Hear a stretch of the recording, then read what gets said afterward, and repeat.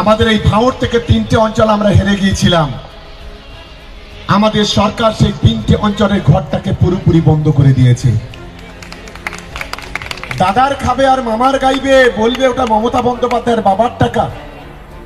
মমতা বন্দ্যোপাধ্যায় সরকার টাকা দেবে আর তার মা মাসে নিয়ে এই চালতাবেড়িয়া শানপুকুরের কিছু সমাজ বিরোধী তারা টানাটানি করবে।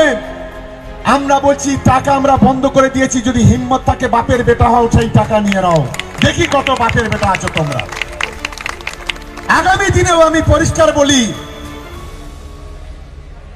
আমাদের এই অঞ্চলে সিএমআরতে যে নাম এসছে, আমি প্রত্যেকটা নেতার কাছে অনুরোধ করব, আইএসএফ এর একজন না যেন টাকা পায় তার ব্যবস্থা আমাদের তৃণমূল কংগ্রেসকে করতে হবে।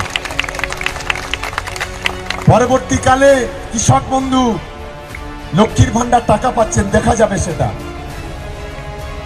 কারণ এই টাকা কেন্দ্রের বিজেপি সরকার দিচ্ছে না, এই টাকা নওশাদ আব্বাসের মতো দালালরা দেয় না, এই টাকা মমতা বন্দ্যোপাধ্যায় তার রাজস্ব কোটা থেকে বাংলার গরিব মানুষের হাতে পৌঁছে দিচ্ছে, বাংলার মানুষের মুখে হাসি ফোটাচ্ছে।